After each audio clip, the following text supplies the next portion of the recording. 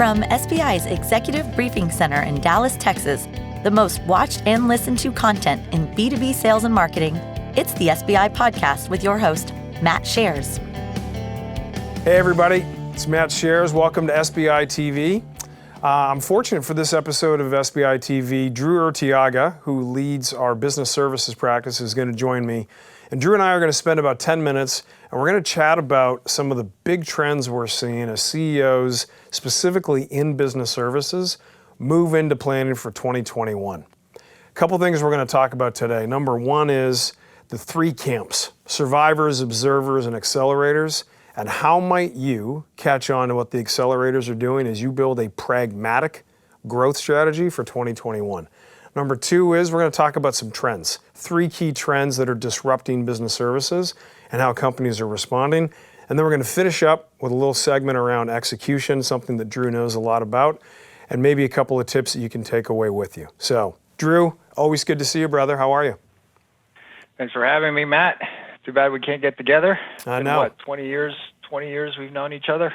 The interesting thing is your beard has taken on different colors, because when I first met you, you didn't have one, and you were like one of the backup singers in Menudo, and now that's transitioned into a man who sleeps in the woods as the beard moves up the cheeks. Any thoughts on that? Yes.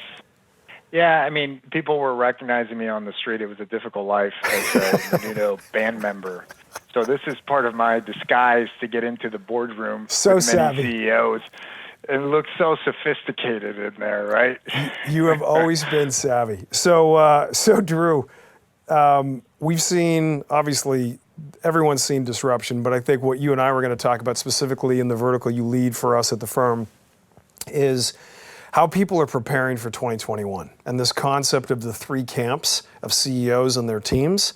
So maybe just as a way of getting started, talk a little bit about those three camps and maybe how people could think about identifying which one they're in. Yeah, so you've got the survivors, the observers, and the accelerators, right? And I think it's always good to give a couple examples. Think of as the survivor reactively responding to the marketplace, right? So I think about a couple clients where, they picked up the phone and called me, and as we're having regular conversations, sharing how the customer base has been calling them, inundating customer service, which ways to renegotiate their contract, right? Driving price compression, giving it away, things like that. Think of the observer learning from that and then trying to drive reactive tactical execution. Okay. Right? So how do we mitigate that, right? And things like implementing, which is a great idea, things like the deal desk. Yep.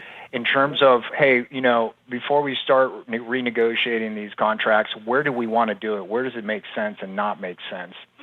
And then think about the accelerators who work in an agile manner or nimble, built the strategy, but knew how to reassess, right? Reimagine, and then reallocate resources where they could continue to drive growth, right? You still got to maintain the base and protect the revenue. Yep. But they looked at it as an opportunity to continue to drive growth and outpace their competitors.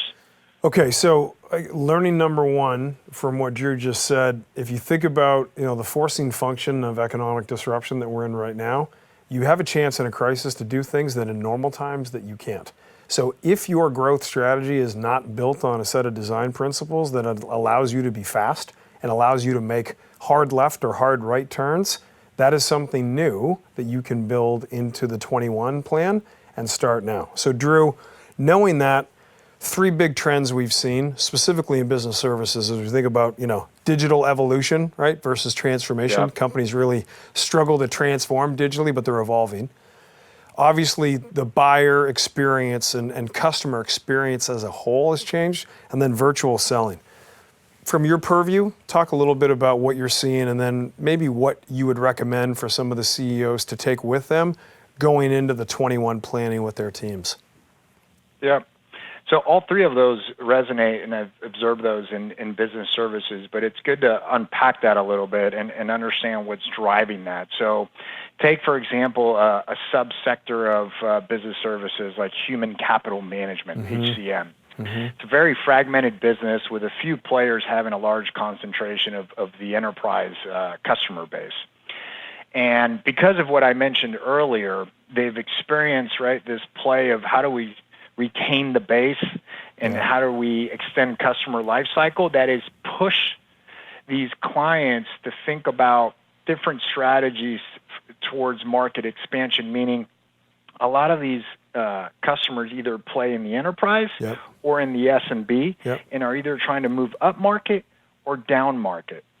And what they've come to the realization and what they've started to think through is the strategy of product market fit, coverage model, structure, talent. All those implications are difficult things to pivot from. Some have been caught because of the pandemic and not working on this a lot earlier, right? Because growth was good, our trajectory was good, we're doing great, why worry about it? And boom, something like this happens, right? And others were more proactive, right? Nimble, accelerators. Always, I think about Manny Guzman at Chemical Abstract Service, right? He had a strategy, but he's constantly pushing the team to reimagine and then reallocate. So, Drew, if you think about the last one of those three, virtual selling, right? So everybody's saying, okay, I got to sell virtually. Got it. But for a few years, you and I have seen, especially in business services, there's been this like slow crawl to inside sales and then a slow crawl to truly bifurcating and sub-segmenting inside sales and different types of inside sales, right? A slow crawl to different types of development reps, lead development, market development, sales development, business development. And now you have a forcing function where people's hands have been forced. So talk a little bit about the virtual selling trends that you've seen and where accelerators are making some bets that are paying off that the viewers could take with them. So what's driving that is the change in customer behavior. All right, everybody's virtual. The idea of consensus, a buying consensus team, everybody I think understands that concept, but who's involved in that consensus has shifted, right? It used to be like the CEO or a functional leader as a cost center, but now many times that decision is bubbling up all the way up to the board, right? So the target has shifted. The other thing, Matt, is the behavior and the journey has changed, meaning companies want information faster than ever before from an expectation standpoint, and they want the experience with you to be easy to do business with.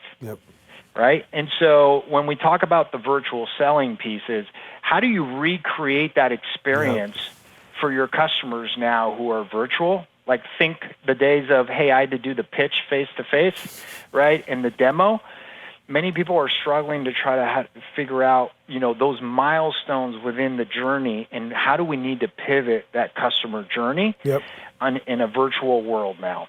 The other piece I think that's a big takeaway is, challenging the lines of demarcation, like you said, right? Pushing inside sales up. Where can we, in the long tail, make it a digital experience from a customer experience standpoint? Where does marketing play from a low touch to a high touch? And then interlocking those two things is something that I've seen accelerators do really well, right? Between all the commercial functions to deliver that experience. So Drew, on that topic of customer experience design, people really struggle to get their head around it. And I know in the research that you're releasing with your team from business services, you guys talked a lot about like the different customer journey that people take, the different journey paths, number one. But number two, the ability to remove and reduce friction and think much more outward in. And how surprising it's been for you and I to recognize that the basics of having a journey map, by either product line, service line, people aren't using those. So I use this as an example because one of the things the research told us was pragmatic. People want a pragmatic planning approach for 2021.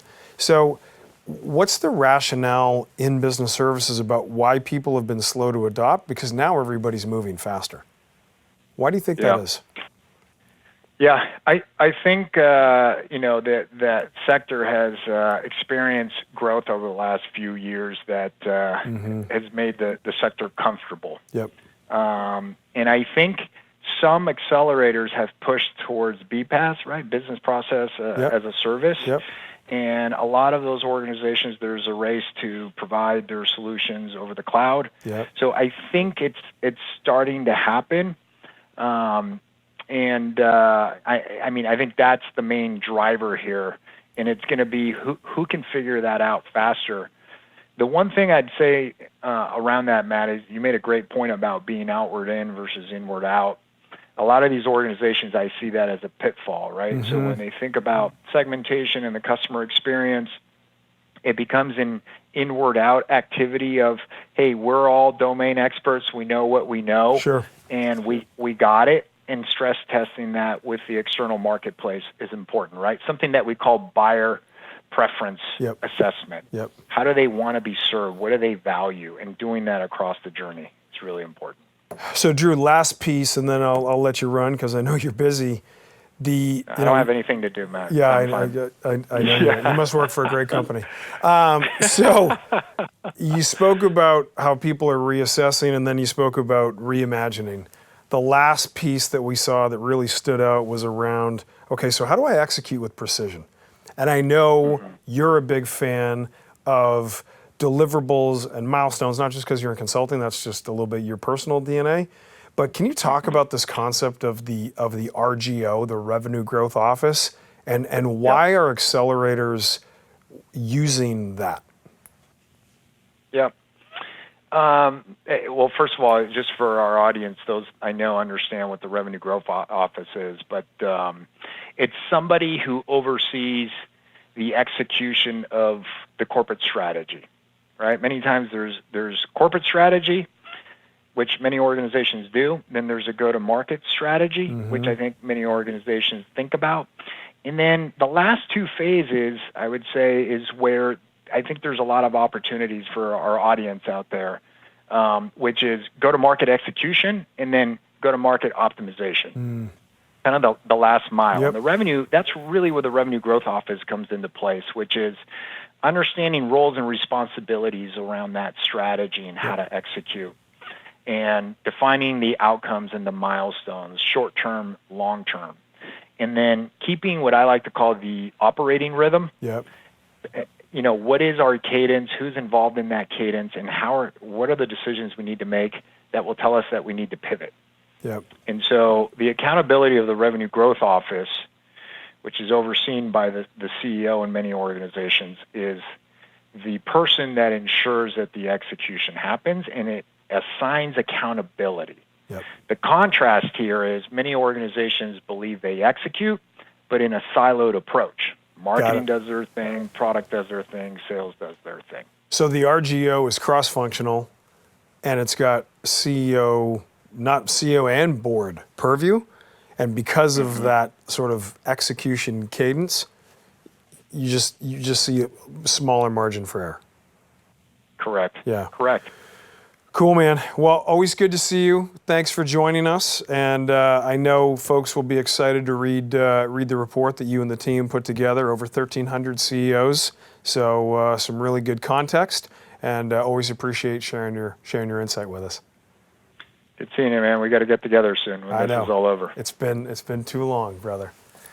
All right, folks. So Drew was kind enough to lay things out. I'll recap what I took away and a preview of what you'll see and what you'll read. Number one is this ability. If you want to be an accelerator, you think about how your growth strategy is built. It's got to be built with design principles that allow you to be dynamic. The days of these multi-year plans, they are gone, with a forcing function or without. Number two, reimagining those commercial bets. Right? This is the time, heading into 21, you take a pragmatic lens, you truly can reimagine the art of the possible. And then lastly, the Revenue Growth Office. Cross-functional team, CEO purview, typically owned maybe by the COO or the Chief Strategy Officer sitting in that office. Weekly cadence, weekly accountability, and it's cross-functional. It's not in silos. Good luck as you take that pragmatic approach, getting ready for 2021, and I wish you well as you try and make your number. This has been the SBI Podcast. For more information on the studio, SBI's Executive Briefing Center, our team, or to schedule a workshop, please visit salesbenchmarkindex.com.